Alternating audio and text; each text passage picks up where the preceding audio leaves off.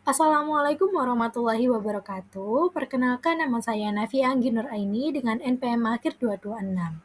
Nah, di sini kita akan membahas mengenai sekuritas dilusian dan laba bersaham. Nah, langsung ke materi yang pertama yaitu mengenai dilutive securities. Apa sih dilutive securities ini? Nah, dilutive securities ini merupakan efek yang bisa mengurangi laba per saham. Contohnya seperti obligasi konversi, saham preferen konversi, opsi saham, dan warrants. Semua instrumen ini bisa diubah menjadi saham biasa, sehingga berpotensi mengurangi laba per saham yang dilaporkan. Kita akan membahas obligasi konversi atau yang biasa disebut convertible debt, yaitu obligasi yang bisa diubah menjadi saham biasa perusahaan pada waktu tertentu setelah diterbitkan. Nah, para investor suka instrumen ini karena ada jaminan bunga ditambah pokok obligasi. Jadi, alasan perusahaan menerbitkan ini karena perusahaan mendapatkan modal ekuitas tanpa harus langsung melepas banyak saham. Dan juga perusahaan dapat utang dengan bunga lebih murah karena ada opsi konversi. Nah, obligasi konversi ini adalah instrumen majemuk yang mana mengandung liabilitas, yaitu membayar bunga dan pokok, dan ekuitas, hak konversi menjadi saham. Maka dari itu, perlakuan akuntansinya dia menggunakan metode with and without methods, yaitu langkahnya yang pertama, menghitung nilai wajarnya terlebih dahulu. Yang kedua, menghitung nilai liabilitasnya dengan rumus PV arus kas bunga ditambah pokok diskonto dengan tingkat pasar untuk utang non-convertible. Nah, yang ketiga, sisanya sama dengan ekuitasnya. Langsung saja masuk kepada contoh pada slide selanjutnya. Nah, di sini contoh soalnya yaitu dari Roche Group. Roche menerbitkan 2.000 aplikasi konversi pada awal tahun 2022, masing-masing bernilai 1.000 euro. Jadi, total dana yang diterima perusahaan adalah 2 juta euro. Obligasi ini itu mempunyai kupon 6%. Jadi, setiap tahun Roche harus membayar bunga sebesar 120.000 euro.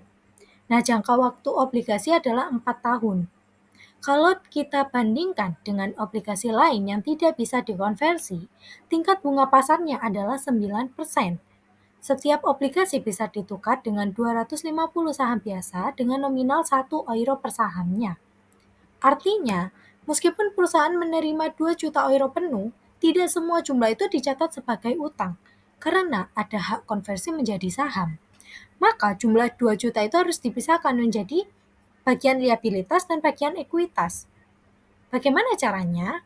Yaitu yang pertama, kita hitung dulu present value dari pokok obligasinya, yaitu 2 juta euro yang dibayar 4 tahun lagi. Setelah didiskontokan dengan bunga pasar 9%, nilainya adalah 1 juta 416.860 euro. Nah, kedua, kita hitung present value dari pembayaran bunga tahunan, yaitu 120.000 euro selama 4 tahun, dengan faktor anuitas 9%. Hasilnya adalah 388.766 euro. Nah, kalau kedua angka ini kita jumlahkan, total present value dari kewajiban adalah 1.805.626 euro. Karena total dana yang diterima adalah 2 juta, maka selisihnya sebesar 194.374 euro. Tidak dianggap sebagai liabilitas. Selisih ini dicatat sebagai ekuitas, yaitu share premium conversion equity. Nah, sehingga jurnal pada saat penerbitannya yaitu kas pada debit sebesar 2 juta euro, pada bonds payable sebesar 1.805.626 euro di kredit, dan juga share premium atau sisanya tadi yang dianggap sebagai ekuitas atau sisa kan sama dengan ekuitas sebesar 194.374 euro di bagian kredit. Nah, ada 4 cara perusahaan bisa menyelesaikan obligasi ini. Yang pertama yaitu dilunasi saat jatuh tempo. Yang kedua, ditukar saham saat jatuh tempo. Yang ketiga, ditukar saham sebelum jatuh tempo. Dan keempat, ditebus lebih awal sebelum jatuh tempo. Keempat situasi ini akan menentukan bagaimana jurnal penutupnya nanti. Nah, selanjutnya kita akan membahas repurchase at maturity. Ini itu kondisi jika obligasi tidak dikonversi menjadi saham sampai jatuh tempo.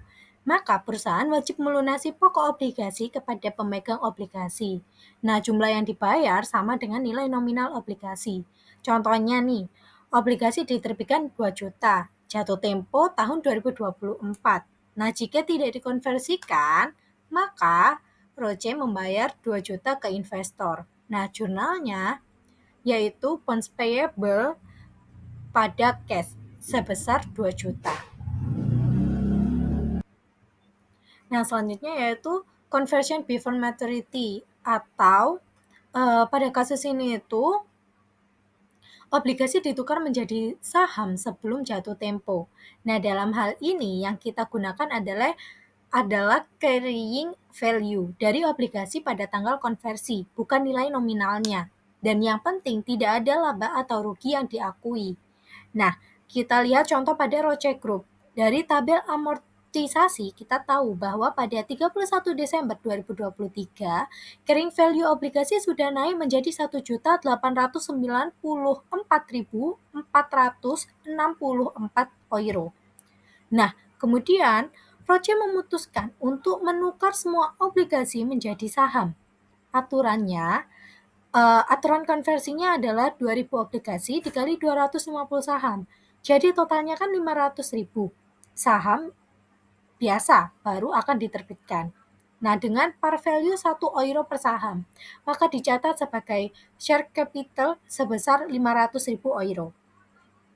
Selanjutnya, kita juga harus menutup akun share premium conversion equity sebesar 194.374 euro, yaitu bagian ekuitas yang sudah dicatat sejak penerbitan. Nah, sisanya atau selisih antara carrying value ditambah conversion equity dikurangi nilai nominal saham akan masuk ke share premium ordinary. Jadi perhitungannya 1.894.464 ditambah 194.374 dikurangi 500.000 sama dengan 1.588.838 euro.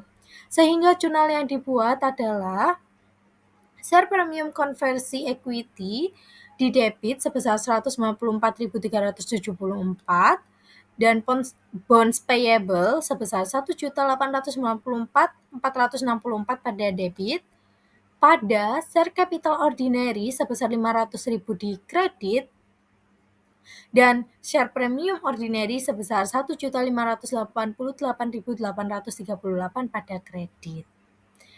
Jadi, repurchase at maturity perusahaan ini cukup melunasi obligasi sesuai nominal. Sedangkan untuk conversion before maturity ini, perusahaan menghapus carrying value obligasi dan memindahkannya ke ekuitas saham biasa. Nah, dalam kedua kasus itu tidak ada laba atau rugi yang diakui, hanya perpindahan dari utang ke ekuitas saja. Nah, selanjutnya ada pembelian kembali sebelum jatuh tempo. Pembelian kembali sebelum jatuh tempo artinya perusahaan melunasi atau membeli kembali obligasi sebelum tanggal jatuh temponya. Nah, selisih antara nilai tercatat obligasi dengan harga pembelian kembali diakui sebagai laba atau rugi pelunasan utang. Jika harga beli lebih rendah daripada nilai tercatat, maka akan dicatat sebagai laba. Begitupun sebaliknya, jika harga beli lebih tinggi daripada nilai yang tercatat, maka dicatat sebagai rugi. Nah, untuk contohnya,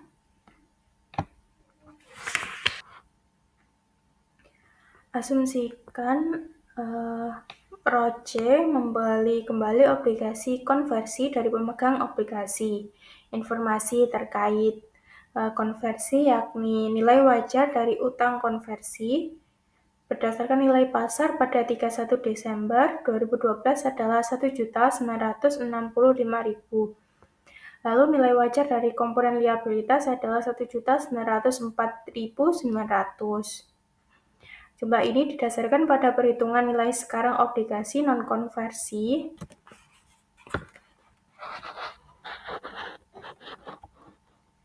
dengan jangka waktu 2 tahun.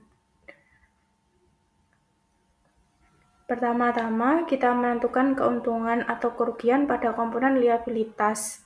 Nah, nilai sekarang komponen pada 31 Desember ada 1.904.900. Lalu nilai tercatat komponen liabilitasnya ada 1.894.441. Kerugiannya ada 10.459. Nah, jadi Rojo mengalami kerugian atas pembelian kembali ini. Untuk menentukan penyesuaian terhadap ekuitas, kita menghitung nilai ekuitas seperti yang ditujukan pada gambar, yakni nilai wajar utang konversi pada 31 Desember 2012 dengan komponen ekuitas ada 1.965.000.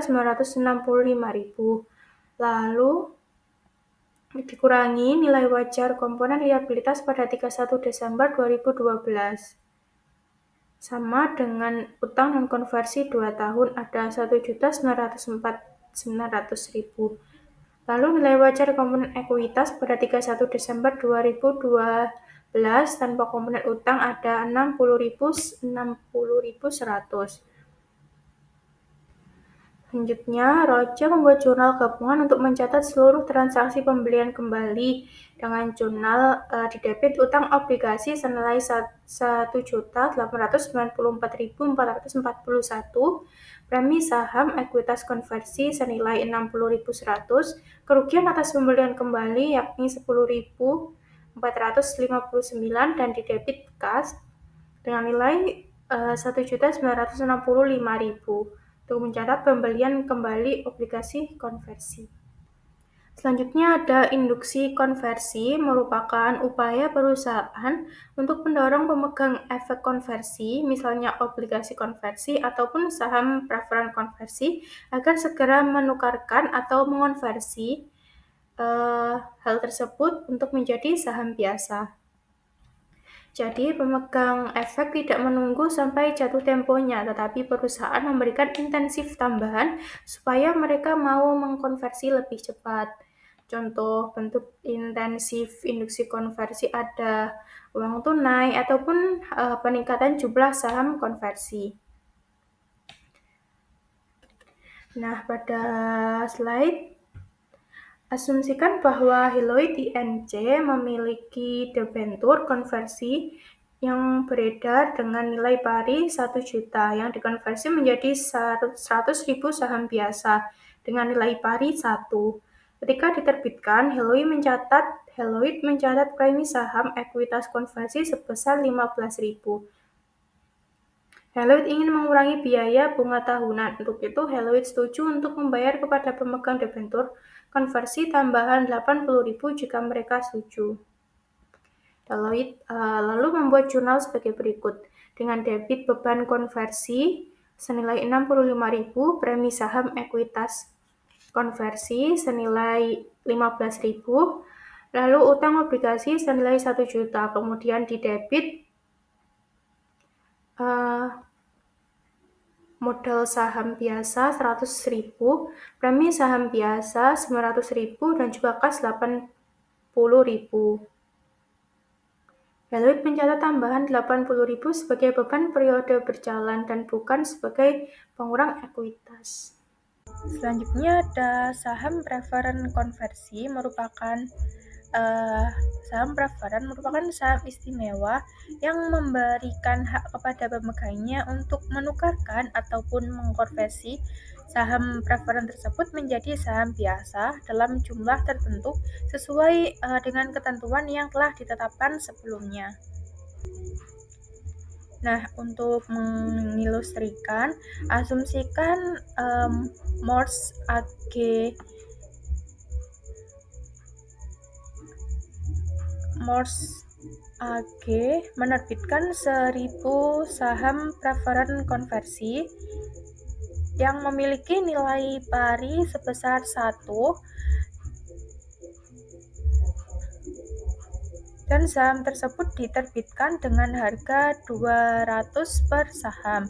Jurnal untuk mencatat transaksi tersebut yakni kas senilai 200.000 pada share capital preference senilai 1.000 dan share premium conversion equity senilai 199.000. Ini untuk mencatat penerbitan saham preferen konversi. Nah, jika asumsikan bahwa setiap saham konversi, setiap saham dikonversi menjadi 25 saham biasa dengan nilai pari 2 yang memiliki nilai wajar sebesar 410.000.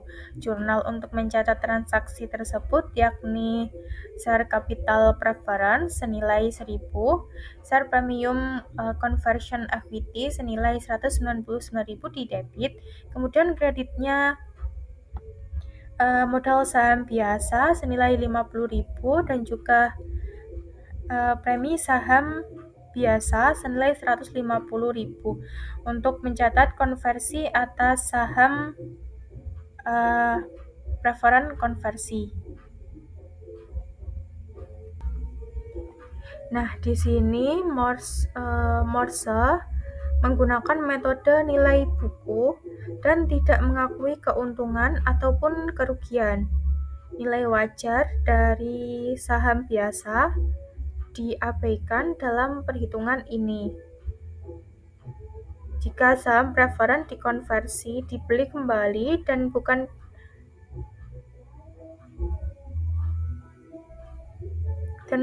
dikonversi, Morse AG membuat jurnal seperti berikut, yakni modal saham preferen senilai 1.000, share premium conversion equity senilai 199.000, retained earning senilai 210.000 pada debit dan kreditnya kas senilai 410.000 untuk mencatat pembelian kembali saham preferen konversi. Waran saham, selanjutnya ada waran saham. Waran saham adalah hak yang diberikan kepada pemegangnya untuk membeli saham biasa perusahaan dengan harga tertentu dalam jangka waktu yang telah ditetapkan atau jangka waktu tertentu. Nah, waran mirip dengan opsi, tapi biasanya dikeluarkan langsung oleh perusahaan, bukan diperdagangkan di pasar. Saat waran diterbitkan bersama obligasi atau saham preferen, nilai waran dipisahkan dari nilai instrumen utama, dicatat sebagai bagian dari ekuitas. Selanjutnya ada waran saham yang diterbitkan dengan efek lainnya. Perusahaan sering menerbitkan waran saham bersama dengan obligasi ataupun saham preferen untuk menarik minat investor. Kombinasi ini membuat instrumen tersebut lebih menarik karena investor selain menerima obligasi atau saham preferennya, mereka juga akan mendapat hak tambahan untuk membeli saham biasa di masa depan. Nah, contohnya Siemens AG menerbitkan obligasi dengan waran yang dapat dilepas selama 5 tahun untuk membeli satu saham biasa dengan nilai pari 5, seharga 25 pada saat itu. Satu saham biasa dari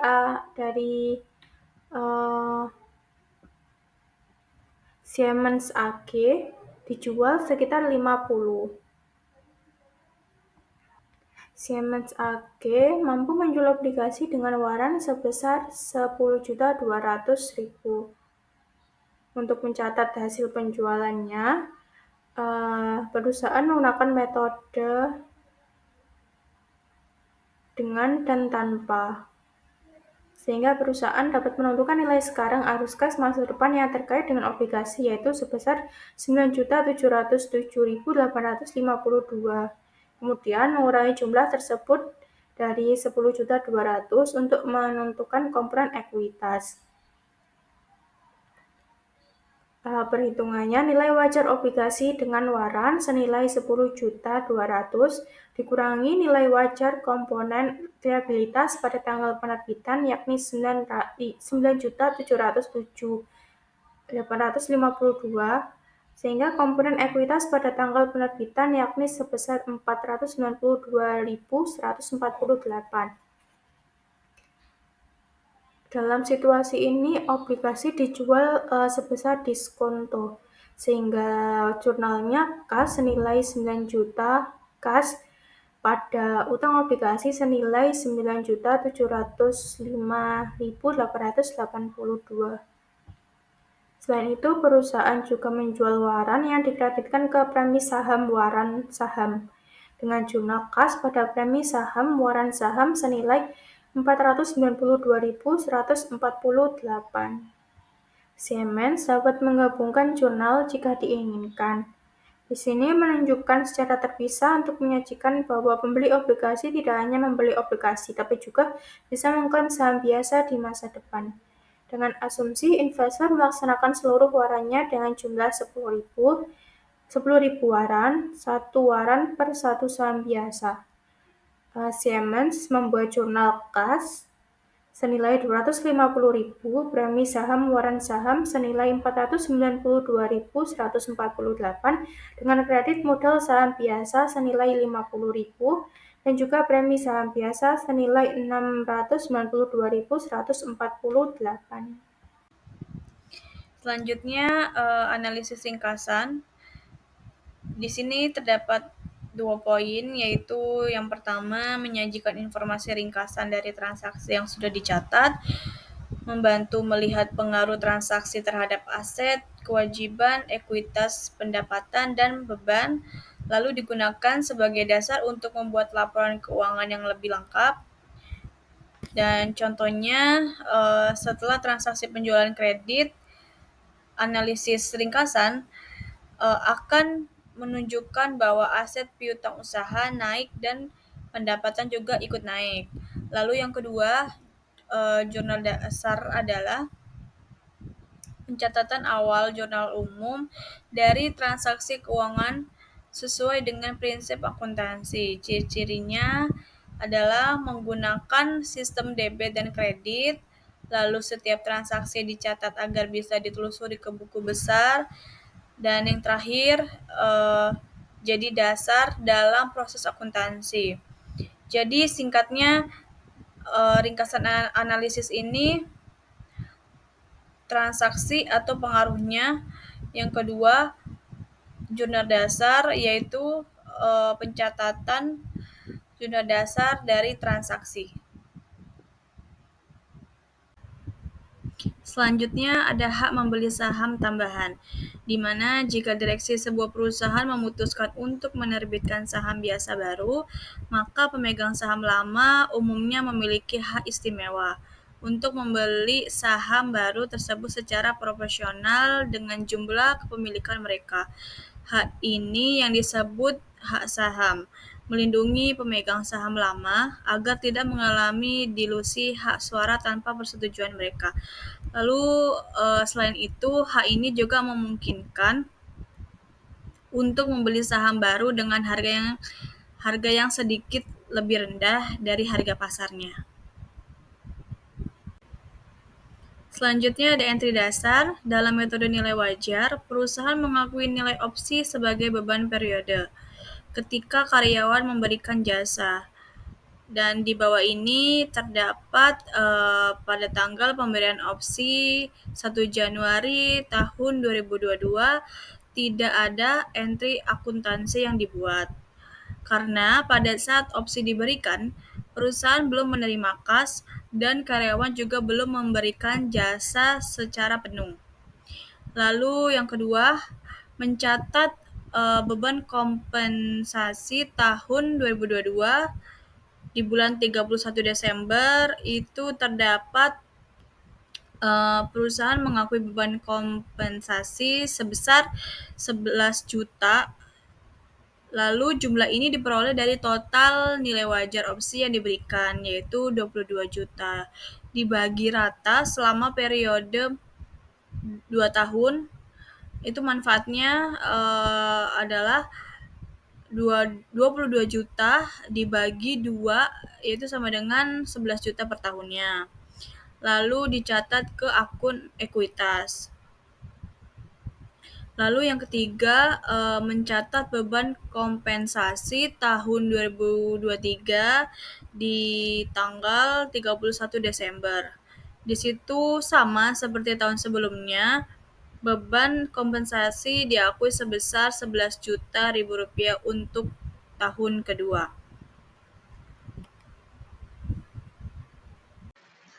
Sebelumnya, perkenalkan, nama saya Nadia Safa Putri Silvana dengan NPM akhir 232. Selanjutnya, saya akan membahas tentang contoh Basic Entries Share Compensation atau saham kompensasi.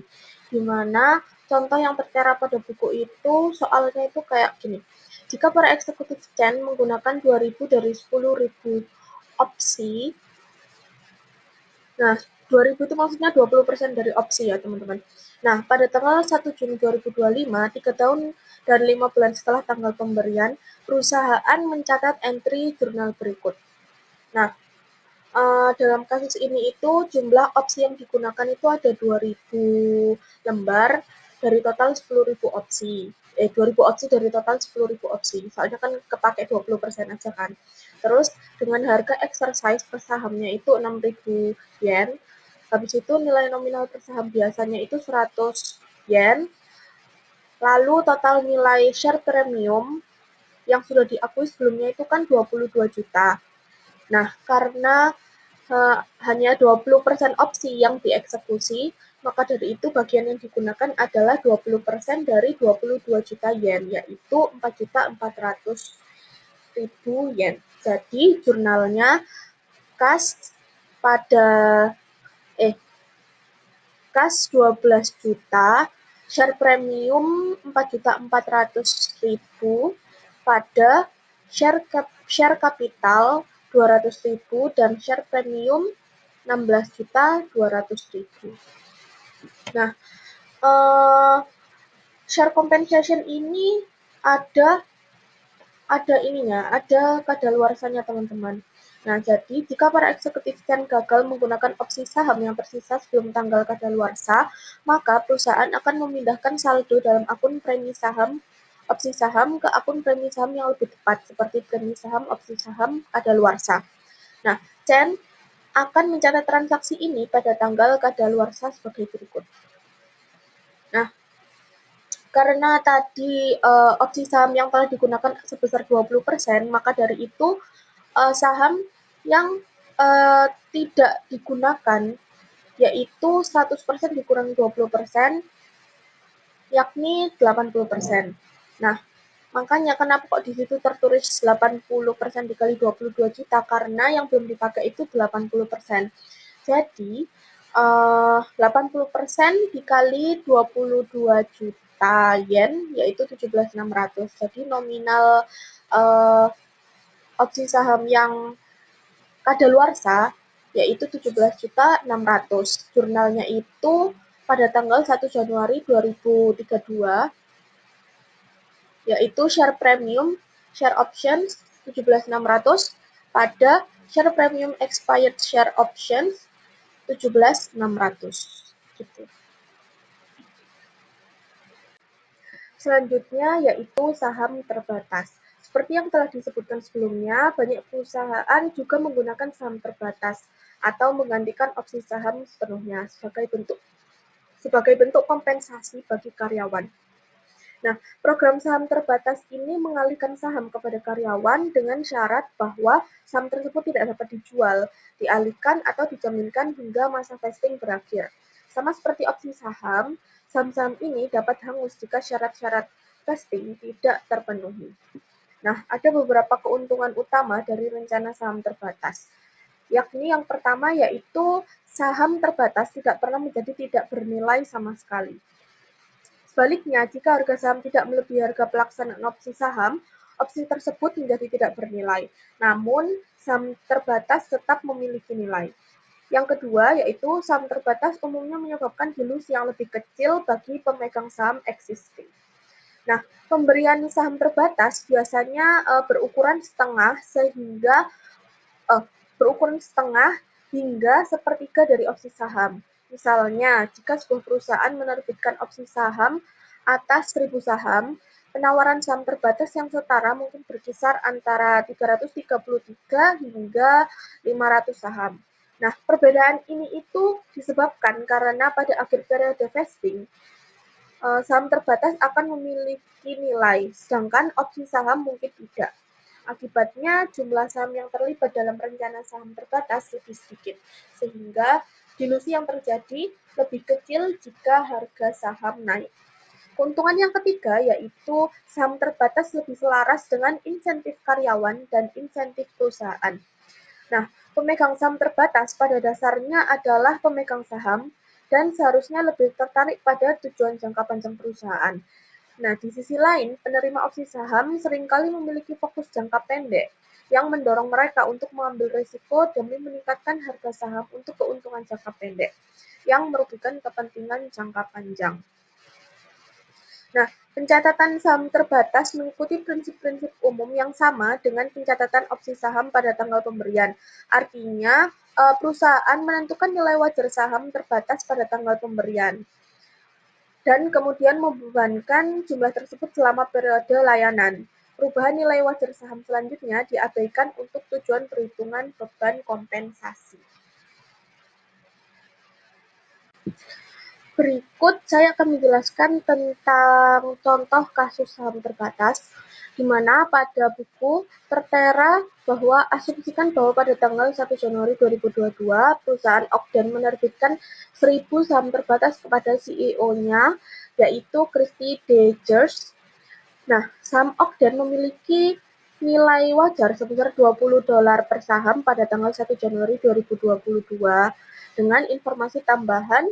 Yang pertama yaitu masa kerja yang terkait dengan saham terbatas adalah 5 tahun, lalu hak atas saham akan diberikan jika George tetap bekerja di perusahaan selama 5 tahun dengan nilai nominal saham adalah $1. Nah, Ogden membuat entry berikut pada tanggal pemberian hibah, yaitu pada tanggal 1 Januari 2022. Nah, di situ kan tertera unearned compensation 20.000 pada share capital 1.000 dan share premium 19.000. Nah, di mana kredit ke modal saham biasa, dan premi modal saham biasa menunjukkan bahwa Ogden telah menerbitkan saham. Debit ke kompensasi belum diterima atau unearned compensation menunjukkan total biaya kompensasi yang akan diakui perusahaan selama periode 5 tahun.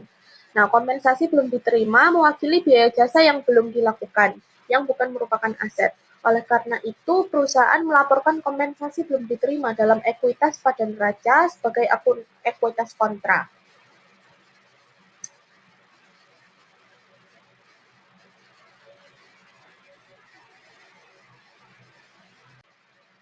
Selanjutnya yaitu pencatatan pada tanggal 31 Desember 2022, Ogden mencatat biaya kompensasi sebesar 4.000, di mana 4.000 ini dari 1.000 lembar saham dikali $20 dikali 20%.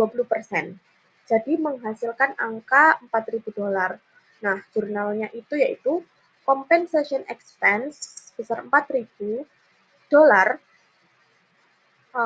pada unearned compensation sebesar $4.000 juga. Nah, karena biaya kompensasi itu 4.000, maka Ogden mencatat biaya kompensasi sebesar $4.000 untuk masing-masing dari 4 tahun berikutnya, yaitu 2023, 2024, 2025, dan 2026. Lalu, apa yang terjadi jika George meninggalkan perusahaan sebelum 5 tahun berlalu? Yaitu udah jelas bahwa dia tidak memenuhi syarat saham terbatas kan, karena nggak memenuhi sebanyak 5 tahun. Nah, dalam situasi ini, Dodgers kehilangan haknya atas saham-saham tersebut dan Ogden membatalkan biaya kompensasi yang telah dicatat. Nah, anggap aja Dodgers ini keluar pada tanggal 3 Februari 2024 sebelum ada pengeluaran yang tercatat selama tahun 2024. Nah, gimana sih jurnalnya itu? Nah, jurnalnya yaitu share capital ordinary sebesar $1.000, lalu share premium ordinary $19.000 pada compensation expense sebesar $8.000. Kenapa kok 8.000? Karena dia kan cuma 2 tahun ya, 2023 sama 2024. Sedangkan per tahunnya ini biaya kompensasi dihitung sebesar $4.000. Maka dari itu $4.000 dikali 2 yaitu $8.000. Itu untuk 2 tahun. Lalu unearned compensation sebesar $12.000. Nah, dalam situasi ini, Ogden membatalkan beban kompensasi sebesar $8.000 yang telah dicatat hingga tahun 2023. Selain itu, perusahaan mencatat debit pada modal saham biasa dan premi saham biasa, di mana hal ini mencerminkan pengunduran diri Dodgers. Perusahaan juga mencatat kredit pada saldo kompensasi yang belum diterima. Karena apa? Karena tidak ada sisa saldo saat Dodgers meninggalkan Ogden. Gitu. Selanjutnya yaitu program pembelian saham karyawan, di mana program pembelian saham karyawan ini umumnya memungkinkan semua karyawan untuk membeli saham dengan harga diskon dalam jangka waktu singkat. Nah, perusahaan sering menggunakan program ini untuk mengamankan modal ekuitas atau untuk mendorong kepemilikan saham biasa di kalangan karyawan. Program ini itu dianggap sebagai kompensasi dan harus dicatat sebagai beban selama periode pelayanan. Selanjutnya yaitu pengungkapan rencana kompensasi. Nah, perusahaan wajib mengungkapkan secara lengkap status rencana kompensasi mereka pada akhir periode yang disajikan. Untuk memenuhi tujuan ini, perusahaan wajib melakukan pengungkapan yang komprehensif. Secara khusus, perusahaan yang memiliki satu atau lebih perjanjian pembayaran berbasis saham wajib mengungkapkan informasi yang memungkinkan pengguna laporan keuangan untuk memahami yang pertama yaitu sifat dan lingkup perjanjian pembayaran berbasis saham yang berlaku selama periode tersebut. Yang kedua yaitu cara penentuan nilai wajar barang dan jasa yang diterima atau nilai wajar instrumen ekuitas yang diberikan selama periode tersebut. Yang ketiga yaitu dampak transaksi pembayaran berbasis saham terhadap laba bersih atau rugi perusahaan selama periode tersebut dan terhadap posisi keuangannya. Gitu. Selanjutnya yaitu perdebatan mengenai akuntansi opsi saham. Nah, biasanya IASB menghadapi penolakan yang cukup besar ketika mengusulkan metode nilai wajar untuk akuntansi opsi saham. Hal ini tidak mengherankan. Kenapa seperti itu? Karena mengingat metode nilai wajar menghasilkan biaya kompensasi yang lebih tinggi dibandingkan dengan model nilai intrinsik. Nah, banyak perusahaan teknologi tinggi berskala kecil telah secara terbuka menentang kebijakan ini. Alasannya apa? Alasannya bahwa hanya dengan menawarkan opsi saham mereka dapat menarik manajemen profesional terbaik. Mereka berargumen bahwa pengakuan biaya kompensasi yang besar dalam rencana ini membuat mereka berada dalam posisi yang kurang menguntungkan secara kompetitif dibandingkan dengan perusahaan besar yang dapat menanggung biaya kompensasi yang lebih tinggi. Gitu. Nah, kasus opsi saham merupakan contoh klasik dari kesulitan yang dihadapi IASB dalam menerbitkan pedoman akuntansi baru. Nah, banyak pihak yang berkuasa untuk bersatu menentang Dewan. Bahkan beberapa pihak yang awalnya tampak mendukung tindakan Dewan kemudian mengubah pendiriannya. Upaya-upaya ini melemahkan otoritas IASB pada saat kita sangat membutuhkan pemulihan kepercayaan terhadap sistem pelaporan keuangan kita.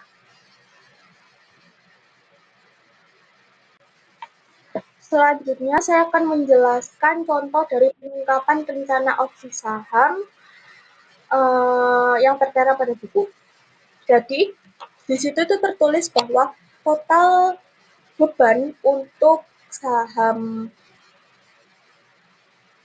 share based plans itu dengan biaya kompensasi yang dibebankan ke laba rugi pada tahun 2022 sebesar 29,4 juta dolar, lalu pada tahun 2021 28,7 juta dolar.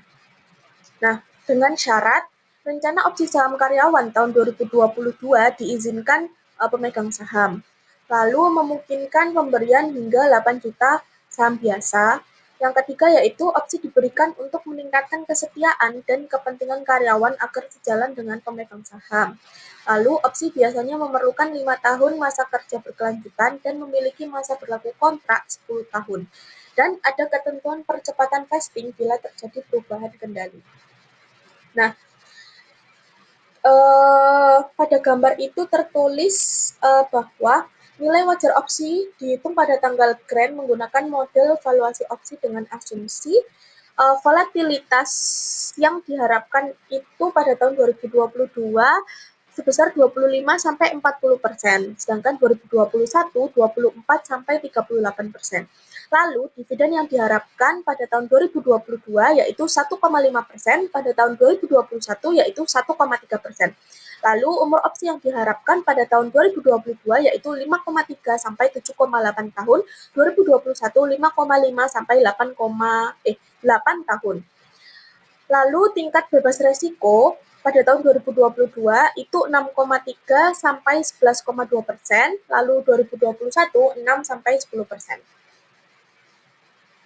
Dengan ringkasan aktivitas opsi saham per 31 Desember 2022 berdasarkan gambar tersebut yaitu outstanding awal 2022 yaitu 4.660 opsi dengan harga exercise rata-rata $42. Lalu granted yang diberikan itu ada 950 opsi dengan harga exercise $60. Lalu yang hangus atau forfeited yaitu 80 opsi, lalu yang exercise atau dieksekusi yaitu 800 opsi dengan harga exercise yaitu $36. Lalu outstanding akhir 2022 yaitu sebanyak 4.730 opsi dengan harga exercise rata-rata $47 yaitu dengan umur kontrak rata-rata 6,5 tahun dengan nilai agregat 85.140.000 dolar.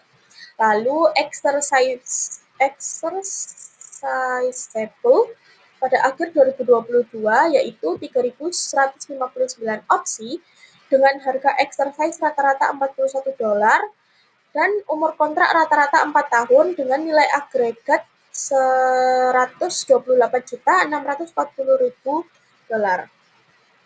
Nah, selain opsi saham, perusahaan juga punya restricted share plan dengan didesain untuk mempertahankan dan memotivasi CEO. Lalu pada 2022, CEO diberikan 14.900 restricted shares dengan harga pasar saat itu yaitu $55,68 per saham. Lalu restricted shares diberikan 50% saat grant, sisanya 50% setelah 5 tahun dengan syarat CEO tetap menjabat. Gitu. Terima kasih. Selanjutnya akan dijelaskan oleh rekan saya. Oke, di sini saya menjelasin tentang penghitungan laba per saham dasar. Kita menggunakan rumus IPS. IPS yaitu laba bersih yang diperoleh untuk setiap lembar saham biasa. Digunakan untuk menilai profitabilitas perusahaan. Nah, untuk rumusnya yaitu net income dikurangi dividen preferen dibagi dengan jumlah rata-rata tertimbang saham biasa beredar. Nah, di sini saya sudah cantumkan untuk contoh soalnya, net income-nya 200.000 euro dan saham biasa rata-ratanya 100.000, maka IPS-nya 2 euro. Nah, IPS ini penting karena sering dilaporkan dalam laporan keuangan, membantu investor dan pemegang saham menilai kinerja perusahaan. IPS ini hanya dihitung untuk saham biasa atau ordinary share, bukan saham Reference. Jika jumlah saham sering berubah sepanjang tahun, seperti ada penerbitan, pembelian kembali, dividen saham, atau stock split, maka solusinya dihitung menggunakan rata-rata tertimbang. Selanjutnya saya akan menjelaskan tentang rata-rata tertimbang di slide berikutnya. Oke, di sini sudah ada contoh soal untuk metode rata-rata tertimbang. Nah, pada ini perusahaan Friends ya guys. Nah, pada tanggal 1 Januari terdapat 90.000 saham. Lalu pada tanggal 1 April menerbitkan kembali 30.000 saham sehingga sahamnya bertambah menjadi 120.000. Kemudian pada 1 Juli mereka membeli kembali saham yang telah diedarkan sebanyak 39.000 sehingga sahamnya tinggal 81.000. Lalu menerbitkan lagi pada tanggal 1 November 60.000 dengan tunai. Sehingga ending balance-nya pada tanggal 31 Desember sebanyak 141.000. Nah, kemudian di sini kita menghitung weight shares-nya, rata-rata tertimbangnya, yaitu pada tanggal 1 Januari sampai 1 April terdapat 90.000 lembar saham dengan proporsi waktu 3/12.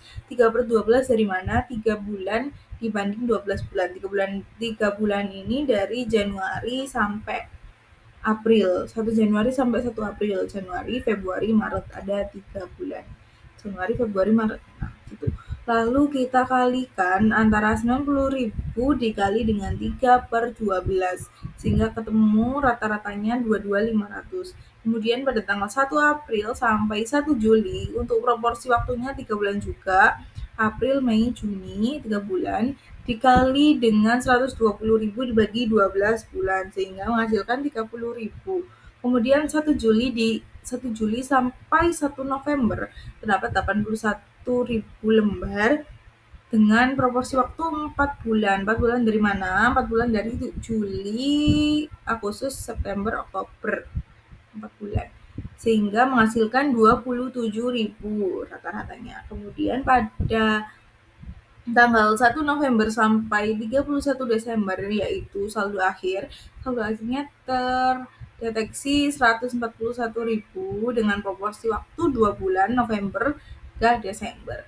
Nah, untuk rata-ratanya 23.500. Kemudian kita total semuanya dari tanggal 1 hingga tanggal 31 menghasilkan 103.000 lembar saham rata-ratanya gitu. Oke, di sini sudah ada share dividend and share split. Wajib dilakukan statement sejak awal tahun, bukan hanya sejak tanggal kejadian, supaya EPS tetap konsisten dan bisa dibandingkan antar periode. Jika tidak disesuaikan, EPS bisa terlihat turun hanya karena saham bertambah padahal kinerja perusahaan tidak berubah. Lalu di sini juga ada contoh soal dari Friends Corporate. Pada tanggal 1 Januari terdapat 100.000 lembar saham, lalu pada tanggal 1 Maret diterbitkan lagi 20.000 saham sehingga totalnya 120.000 lembar saham. Lalu pada tanggal 1 Juni terdapat penambahan 60.000 dari 50% saham dividen sehingga totalnya 180.000. Nah, di sini kan ada penambahan dari dividen nih, makanya harus dilakukan restatement. Lalu tanggal 1 November diterbitkan lagi 30.000 saham. Lalu sehingga menghasilkan pada akhir tahun 31 Desember balance-nya yaitu 210.000 lembar. Nah, untuk penghitungan weight average-nya harus dilakukan restatement dengan mengalihkan 1,5 yang bertujuan untuk agar perbandingan saham sebelum dan sesudah dividen konsisten. Nah, untuk pengalinya hanya pada sebelum dividen diterbitkan, yaitu pada tanggal 1 Januari sampai 1 Juni. Nah, untuk perhitungannya sama seperti slide sebelumnya, 100.000 dikali 1,5 dikali proporsi waktunya. Untuk proporsi waktunya 2/12 dari Januari sampai Maret. Januari, Februari kan cuma 2 2 ya guys ya. Makanya hasilnya 25.000 lembar. Kemudian pada 1 Maret sampai 1 Juni terdapat 120.000 lembar dikali 1,5 lagi karena dia kan sebelum dividen ya. Ingat sekali lagi karena dia sebelum dividen terbit. Lalu pengalinya 3/12, kemudian hasilnya 45.000 lembar saham. Lalu pada tanggal 1 Juni sampai 1 November ini dikali karena setelah dividen terbit. Nah, untuk bulannya 5 bulan dari Juni, Februari, Maret, Juni, Juli, Agustus, September, Oktober ya, 5 bulan. Itu sehingga hasilnya 75.000. Lalu pada perhitungan terakhir 1 November sampai 31 Desember terdapat 210.000 lembar saham dikali dengan 2/12 sehingga menghasilkan 35.000. Nah, untuk menghitung weighted average ordinary shares outstanding, ditambahkan semua weight shares-nya dari tanggal 1 Januari sampai tanggal 31 Desember sehingga menghasilkan 180.000 lembar saham. Oke, selanjutnya saya akan menjelaskan mengenai faktor-faktor lain yang dibagi menjadi dua. Yang pertama itu ada tingkat konversi dan yang kedua ada saham preference konversi. Nah, tingkat konversi ini tuh jadi jika sebuah obligasi konversi atau saham preference konversi dapat diubah menjadi saham biasa, maka untuk menghitung diluted EPS ini tuh perusahaan harus menggunakan tingkat konversi yang paling dilutif, yaitu yang menghasilkan jumlah saham biasa yang paling banyak. Contohnya tuh seperti obligasi konversi yang pada awalnya bisa dikonversi menjadi 10 saham biasa, lalu meningkat menjadi 12, 15, hingga 20 saham biasa. Maka untuk diluted EPS ini tuh digunakan konversi yang paling tinggi. Lalu yang kedua yaitu saham preference konversi. Nah, jika ada saham preference yang bisa dikonversi menjadi saham biasa, maka dianggap sebagai saham potensial biasa atau potential ordinary shares. Dalam menghitung EPS, laba bersih itu tidak dikurangi dividen preference karena dianggap seolah-olah saham preference itu sudah dikonversi ke saham biasa. Jadi dividen preference itu tidak perlu dibayarkan. Lalu materi selanjutnya itu ada diluted EPS, opsi dan waran. Nah, di sini tuh ada penggunaan treasury share method. Jadi metode ini tuh dipakai untuk menghitung dampak dilutif dari opsi dan waran. Jadi hak membeli saham di harga tertentu. Nah, asumsinya yaitu semua opsi atau waran dilaksanakan pada awal tahun, lalu perusahaan menggunakan uang hasil pelaksanaan opsi atau waran untuk membeli kembali saham di pasar. Nah, contohnya itu dapat kita lihat pada gambar yang ada di PPT tersebut. Nah, jadi itu di gambar itu tuh ada contoh soal. Contoh soalnya itu jadi jika harga pelaksanakan waran adalah 5 pounds dan nilai wajar saham adalah 15 pounds, metode saham treasury meningkatkan jumlah saham yang beredar. Nah, pelaksanaan waran menghasilkan satu saham tambahan yang beredar, tetapi 5 pounds yang diterima atau untuk satu saham yang diterbitkan tidak cukup untuk membeli satu saham di pasar dengan harga 15 pounds. Perusahaan perlu melaksanakan 3 waran dan menerbitkan 3 saham tambahan untuk menghasilkan cukup uang yaitu 15 pounds untuk memperoleh satu saham di pasar. Dengan demikian terjadi peningkatan bersih 2 saham yang beredar. Untuk perhitungan ini menggunakan angka yang lebih besar, asumsikan 1.500 opsi beredar dengan harga pelaksanakan 30 pounds untuk satu saham biasa dan harga pasar per saham biasa 50 pounds. Dengan penerapan metode saham treasury, perusahaan akan memiliki 600 lembar saham tambahan yang beredar. Nah, lalu untuk penjurnalannya itu dapat dilihat di gambar tersebut. Yang pertama itu ada proceeds from exercise of 1.5 thousand option itu dari itu 45.000 pounds. 45.000 pounds itu dari mana? Dari 1.500 dikali 30 pounds. Lalu selanjutnya itu ada akun share issue upon exercise of option itu sebesar 1.500. Lalu ada treasury share per scalpel with proceed itu Itu 900 dikurang 900. Nah, 900 itu dari mana? Dari 45.000 pounds yang tadi udah dihasilkan dibagi 50 pounds dan hasilnya 900 yang nanti dikurangkan. Nah, nanti hasilnya yaitu 45.000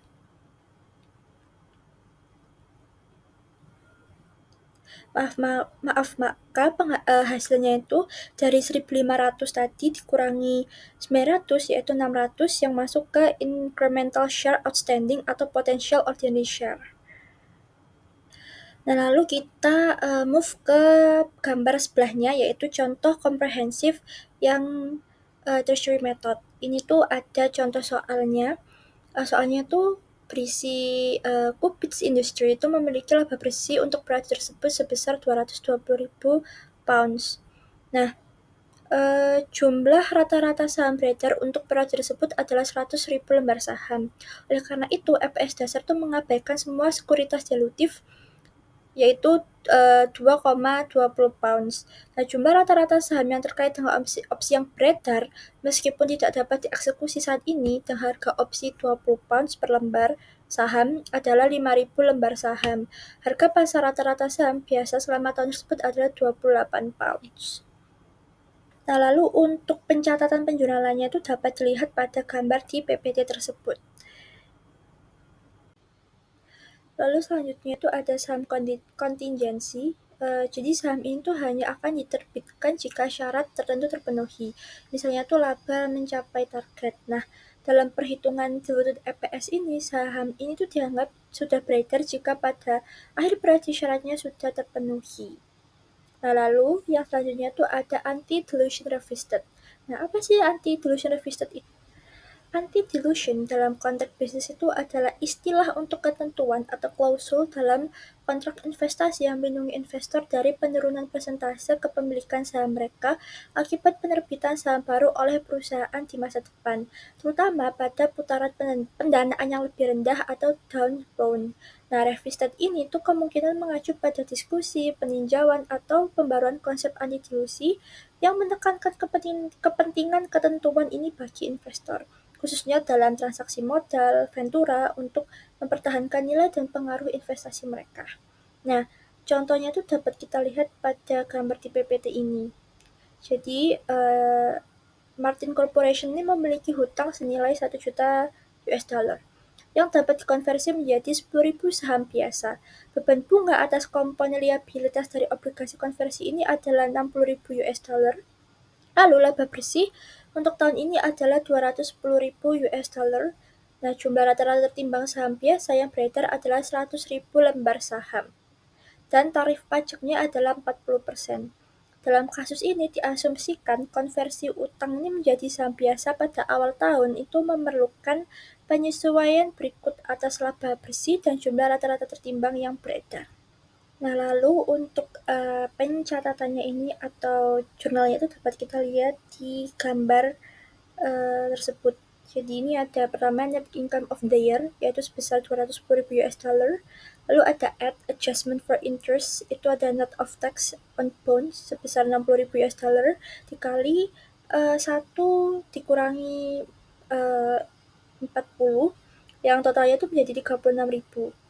Lalu ada adjusted net income yaitu sebesar 246.000 US dollar. Ini dari 210.000 tadi net income ditambah adjustment for interest sebesar 36.000, jadi totalnya 246.000 US dollar. Lalu ada average number of shares outstanding itu sebesar 100.000. Lalu ada at share issue upon assume conversion of debt sebesar 10.000. Dan juga average number of ordinary and potential ordinary shares sebesar 110.000. Nah, lalu untuk basic EPS-nya ini tuh penghitungannya itu dari net income tadi sebesar 210.000 US dollar itu dibagi 100.000. 100.000-nya dari average number of shares outstanding yang diperoleh hasil 2,10 dolar atau 2.10 US dollar. Lalu untuk diluted EPS-nya itu diambil dari penjumlahan net income dan adjustment for interest sebesar 246.000 US dollar yang dibagi dengan 110.000 Kalau 10.000 ini dari mana? Dari average number ditambah dengan share issue, jadi 110.000, dan diperoleh hasil $2,24, dan yang $2,24 ini anti dilutifnya. Nah, selanjutnya itu ada penyajian dan pengungkapan EPS. Nah, yang pertama itu perusahaan tuh wajib melaporkan basic EPS dan diluted EPS. Misalnya tuh kayak basic EPS-nya sebesar berapa, lalu diluted EPS-nya itu sebesar berapa sesuai dengan perhitungan sebelumnya. Lalu yang kedua itu ada jika ada operasi yang dihentikan atau discontinue operation tuh, maka EPS tuh harus dipisahkan antara yang pertama itu laba dari operasi berlanjut, lalu yang kedua ada rugi atau laba dari operasi yang dihentikan, dan yang ketiga ada laba bersih total. Lalu yang ketiga itu ada beberapa informasi tambahan yang perlu diungkapkan, seperti jumlah pembilang dan penyebut yang dipakai, lalu rata-rata tertimbang saham biasa, efek dari instrumen yang bisa mengurangi EPS atau dilutif, lalu transaksi saham setelah periode pelaporan yang bisa berdampak signifikan.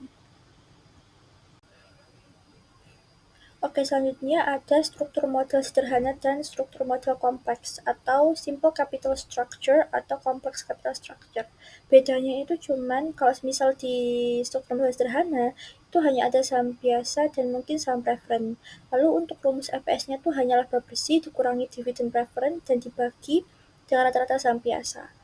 Lalu untuk kompleks capital structure atau struktur model kompleks ini tuh ada potensi saham tambahan dari sekuritas konversi, yaitu obligasi atau saham preferen konversi, ada opsi dan warrant, ada perjanjian penerbitan saham bersyarat. Lalu untuk perhitungannya itu jadi laba bersih itu disesuaikan, maksudnya itu jadi ditambah kembali bunga obligasi konversi dan dividen preferen, lalu dibagi saham biasa ditambah semua saham potensial dilutif. Itu saja dari kelompok kami. Sekian dari kami. Mohon maaf jika ada salah kata. Wassalamualaikum warahmatullahi wabarakatuh. Perkenalkan, nama saya Priya Tanjung dengan NPM terakhir 099. Di sini saya akan menjelaskan contoh komprehensif. Yang di sini ada tabel pada 1 Januari dengan jumlahnya 180.000, 1 Mei 30.000, ini 180.000 dikurang 30.000, jadi 150.000. Di 1 Juli ada 540.000, 150.000 tadi ditambah dengan 540.000 sama dengan 690.000 rupiah. Pada saat 31 Desember ada jumlah 50.000 lagi, itu ditambah dengan 690.000 tadi, jumlahnya total seluruhnya 740.000. Selanjutnya di sini juga ada tabel. Dalam menghitung rata-rata tertimbang saham biasa, perusahaan mengabaikan saham yang dijual pada tanggal 31 Desember 2022 karena saham tersebut belum beredar selama tahun tersebut.